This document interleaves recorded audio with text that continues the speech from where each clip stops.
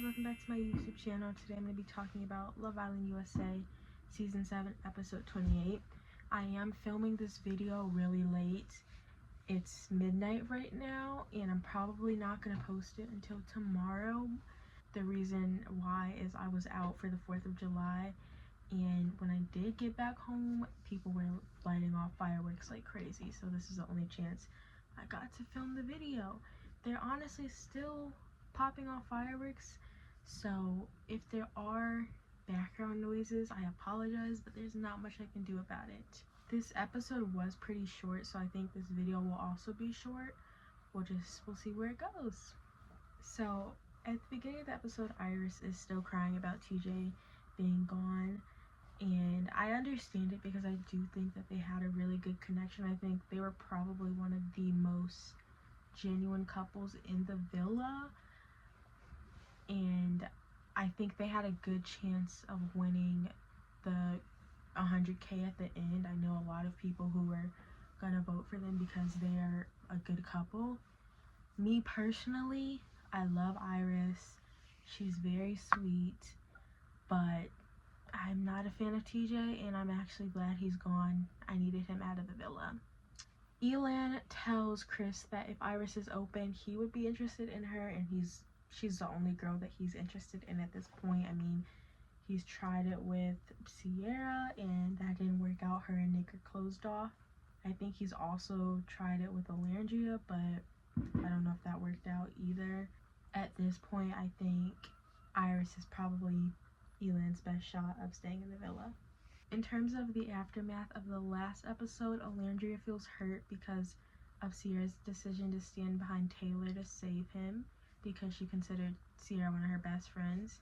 Sierra does apologize to Alandria and says the reason that she chose to stand behind Taylor is because of Nick, and Taylor is Nick's best friend.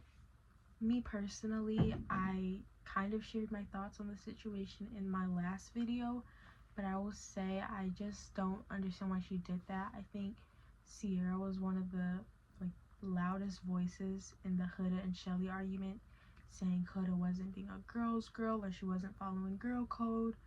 So I'm not understanding how standing behind the man that hurt your best friend is girls code or being a girl's girl. Ace and Shelly also talk about how they're feeling about America's vote, and they were both surprised that they were in the bottom 3 for most of the polls that America did. I understand why they would be confused because I do think that they are like a genuine couple and they've been together for a long time in the villa, whereas like Amaya and Zach were in the top for a lot, even though they are a Casa couple. I think the biggest reason they were in that position is because of the Huda situation. I know a lot of people have liked Shelly since the beginning. I also think people aren't a fan of Ace, so that could also be the reason that they're in lower positions. But I think the biggest reason is the Huda situation. And honestly, they fixed it, so I think Shelly and Ace will be right back up at the top with Nick and Sierra, Huda and Chris, and Amaya, and whoever she's going to be with next. Speaking of Amaya, she has 2 people on her radar, Brian and Zach. Both of them are Casa boys. Brian says that he's interested in Amaya, and I am a fan because I genuinely think they would be so cute together. He says that the emotion she displays doesn't bother him, and he likes that she's really passionate. I don't want to get my hopes up because I think a lot of the guys that she's been with have said the same thing. Austin and Zach both said that when they were talking to her, and I think after they got in a couple with her, they started acting weird, so I'm just nervous that he's using her for a spot to stay in the villa.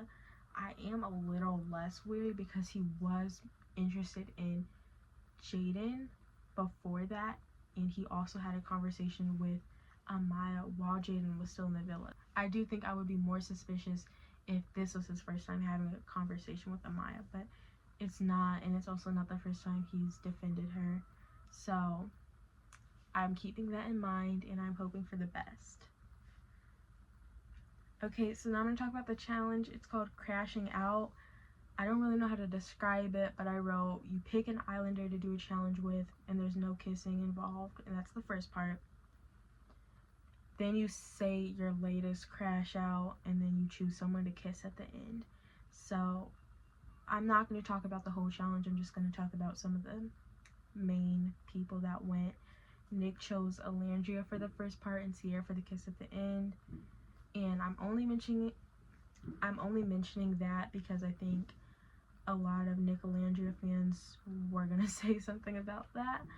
But I do think that was more of just him being like, oh, Alandria is my best friend or whatever.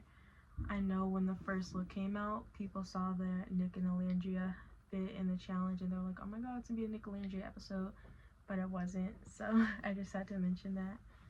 Zach chose Amaya for the first part, and he also kisses her, even though you're not supposed to kiss anyone in the first part. And they basically said they were through yesterday, so I was confused on that. But he kisses Alandria at the end. Pepe chose to kiss Iris, not shocking. I would honestly be a fan if Pepe and Iris are together. Okay. Elan chooses Sierra for the first part. Then he says for his latest crash out was when he found out that Nick was still in the villa. I don't know why he continues to bring up the Nick and Sierra stuff because it's like he's trying to create drama. And then he chose to kiss Iris at the end, and Iris said Pepe's kiss was better than Elan's. I don't think Elan is gonna be with Iris. I think it'll be Pepe, if anyone. Brian. Finally, Brian kisses Amaya, which I loved. Best part.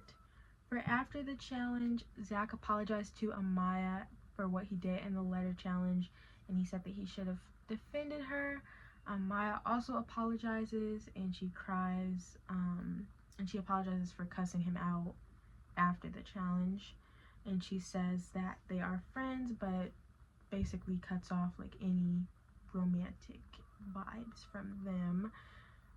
Amaya then has a conversation with Brian. Brian says he doesn't care what the other guys say about her and what they don't like about her, and he just wants to get to know her for her, and he doesn't want her to change herself or try to be less touchy or not use pet names or whatever. Like, he just wants her to be her. And that's very bare minimum. I will say that. It's very bare minimum. All the guys should be doing that. But all the other guys that she has been with are so terrible that it's like, yay, Amaya finally has a good person. They kiss, and to me, that solidified my vote. Like, those are my winners. Let's end the show. Right now. Right now. Chris and Shelly have a conversation, and they basically say that they're not going to pursue each other. And I think that's kind of been what's already happening. Like, that's been the vibe for a minute. They just haven't said it out loud, so now it's official.